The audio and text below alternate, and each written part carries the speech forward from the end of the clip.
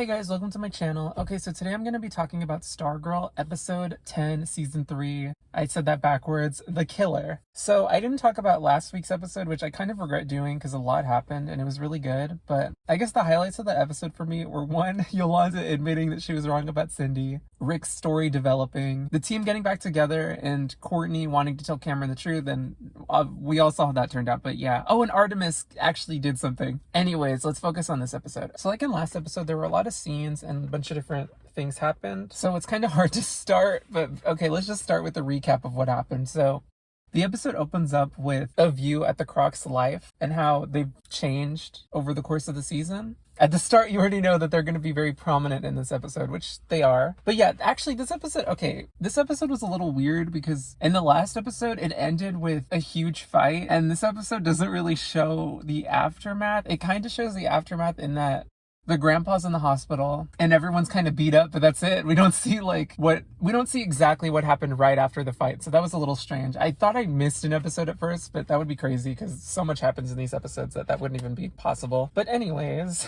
so everybody's worried about Mike and Jakeem since no one's seen them in a while. So Pat and Sylvester go to the McKents because Pat thinks maybe they had something to do with Mike, and everybody's still concerned about the whole Beth found a signal in their home thing. So yeah, they head over to their home. They talk to the grandpa. Pat tries to have a truce, but the grandpa tells him that the grandma, I think her name is Lily. I'm sorry, I don't know his name. Lily that's not really what she's looking for. She wants revenge. And of course they haven't seen Mike because they have nothing to do with any of what's been going on. So while they're visiting the grandpa, Lily is visiting Barbara, and she does threaten to kill her, but luckily Paula knew she was up to something and she showed up I wouldn't even say she showed up just on time. It seems like she was waiting for something to happen. So she saves her, which was awesome. So Mike and Jakeem are still in the woods, and they're looking for Sydney, who they actually do find, and she seems to be fine. I don't know, she doesn't seem upset about anything.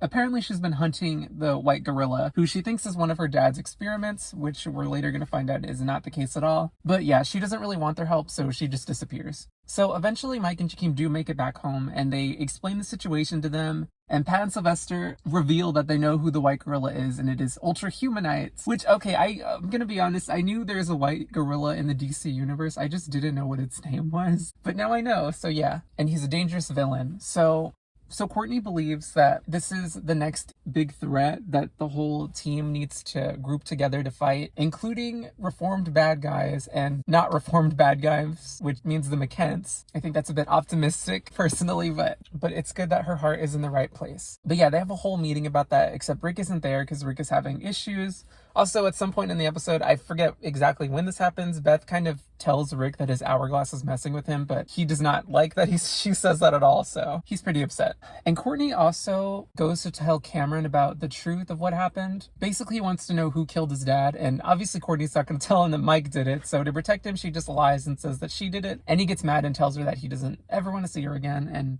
I feel bad, but also I'm not that invested in this relationship. Finally, this episode ends with the Crocs going to visit the McKent's house, which basically Paula wants a truce, so she has this nice little speech, I guess. Basically, she explains why they need to have a truce, and they leave. And after that happens, the grandma just cries over her son, so I don't know if she's thinking on that. Paula has hope. So anyways, the episode actually ends when the Crocs are walking down the street and they see a bunch of their flyers for their gym on the ground and leading into the tunnels. So they go down the tunnels and they see all the monitors that the bad guy has been using to watch everybody. And that guy in the mask shows up and kills both of them. And it turns out that it's Icicle. So Icicle's back, apparently. And also that was a really sad scene. Okay, so let's just go over everything again, I guess.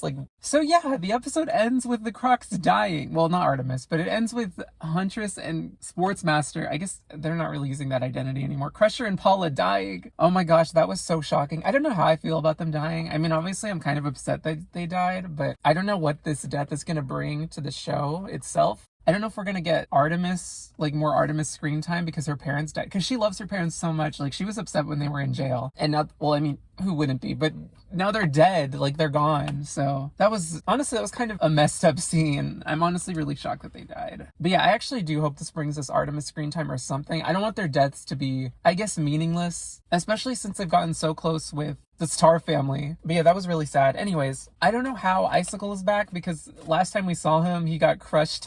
He was like smushed by Mike. Well, smushed isn't the right word. He got exploded into a bunch of icicle pieces. So I have no idea how he came back, and I don't know how it's all connected to Ultra Humanite, because I don't think that's supposed to be a side adventure. It seems like these two events are connected, especially since the only people that have died thus far, well, okay, I guess technically the teachers died, but the main players in the show that have died thus far are the Gambler and Paula and Crusher, and those three were all part of the Injustice Society. The only person that's still, or was in the Justice Society that's still alive is the Shade, and I guess he isn't even really a part of it because he left. But also, I don't think we're ever going to see him again, so I feel like he's fine. But anyways, I guess Icicle's back somehow. I don't know. I don't know if it's actually Icicle, though. But I don't know too much about Ultra Humanite, so I don't know if he could actually be Ultra Humanite. I feel like that doesn't make any sense. I don't know.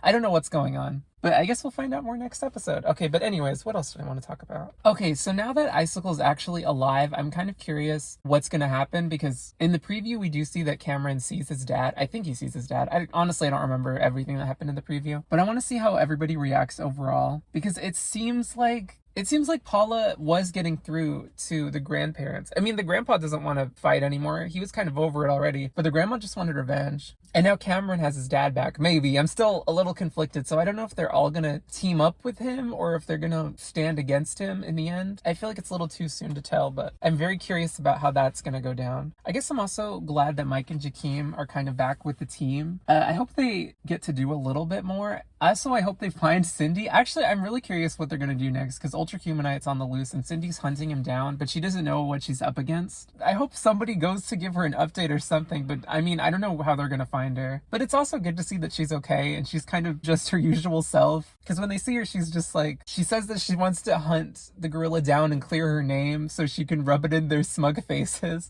That's the Cindy we all know and love. And or hate, I guess, because I don't know how people feel about her. I'm just glad to see that she's okay. Another scene, I guess, is kind of funny. I don't know, it was just confusing to me. I didn't fully understand what was happening, but when Pat and Sylvester were visiting the McKents, basically when the grandpa said that it was going to be really hard for them to forgive the Justice Society since they killed his son, and Sylvester tried to give Pat a fist bump, I was really confused about what that happened. I was like, what the heck is he doing? I don't know. I thought he was trying to give him a signal or something, like, get ready to fight or something like that, but that's not really what happened. I guess he was trying to give him a fist bump. I don't know, it was weird. It was like, this is not the time. But yeah, I don't think I really have much else to say about this episode. I'm excited to see what happens next. But I do want to talk about the cancellation a little bit, since apparently the show was canceled and this is the final season. I'm really sad because I actually really liked this show and I kind of discovered it recently. I don't know how long ago it's been. It hasn't been that long. I feel like it's been like maybe a month or two. No, not even. Whenever season 3 actually started, I really got into it before episode 3 dropped, because I binged the whole show. Probably before episode 2 then. I feel like it took me maybe a week to watch the whole show because it's kind of long. Because the episodes are long. But yeah, I'm really sad. No, I wanted to talk about Stargirl because I wanted to bring more attention to it, but it's already canceled. I'm still going to talk about it. I think I'm going to go ahead and do episode reviews, quote unquote, because I'm not really reviewing the episode. I'm just talking about what happened. More like recaps. But I'm just going to talk about the rest of the episodes. Also because it's a little bit easier than doing other videos that I want to do. I think the worst part about the Croc's death this episode is that, like, they're really gone, because this season was their last season. Like, they just had to stick it out. But no, they couldn't do that. They had to go, I guess. I don't know. I guess Icicle's already cemented himself as one of the most brutal villains in this show. He's kind of up there with Brainwave. Oh, and it just annoys me because I forget who said this, but one of the characters, I think it was little grandma, how she said that he was trying to make a better world for their children or something. Or no, the Crocs said that's why they were on board. And I'm just like, okay, well, I guess Joey didn't have a place in this world since he killed him. Oh my gosh. And neither did Henry. But I can see them getting rid of Henry, because at least Henry, I mean, okay, it was terrible that he died in the first place, but Henry was going to join with Courtney. And yeah, that would have been a problem for them. So I guess I kind of get it, but still. I'm sad that the show's canceled. Apparently it's going to have 2 endings. I don't know what that was about, or if that was something somebody made up. I haven't actually looked into the cancellation, but I don't understand. So I guess I saw someone speculate that one ending was going to be like a definitive ending and the other was going to leave it up in the air, I guess, or lead into a season 4. I don't know how I feel about that. I guess I don't really care because either way the show's gone, so it's like, okay, well, they had more stories to tell. But that's the thing with these comic book shows, is that there's never an ending because I mean, they don't like kill off the, okay, well, Stargirl does kind of kill off the villains, but there's so many villains in this universe, they could just pull out any of them if they wanted to, and apparently bring them back since Icicle is around again. So yeah, my point is that shows like these never, I feel like, never really have an end. I mean, they kind of do. I guess I forgot how season 2 led into season 3, but I feel like it did kind of have an ending, a definitive ending a little bit. I don't remember exactly how it ended though. I don't know. Oh my gosh, I'm so excited for the next episode. I'm sorry. I'm sad that the show's canceled though. That's upsetting. I might get the Blu-rays at some point. This video is just going, I'm just rambling at this point. I'm just gonna keep rambling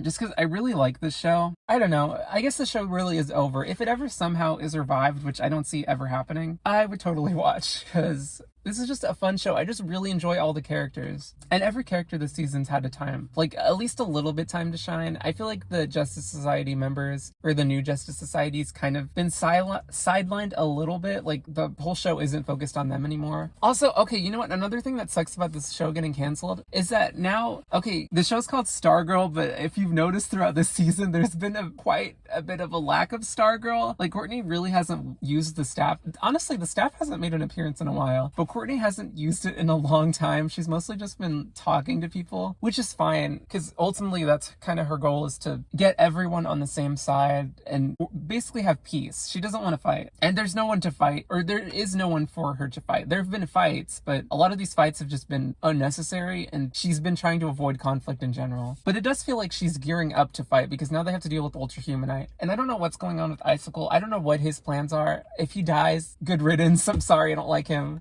He killed the Crocs, and I can't believe he did that. But yeah, anyways, I'm just rambling at this point. So thank you guys for watching this video. I guess I'll come back with another Stargirl episode review when episode 11 comes out. Hopefully I'll actually upload this either tomorrow or today. We'll have to see. But yeah, thank you guys for watching.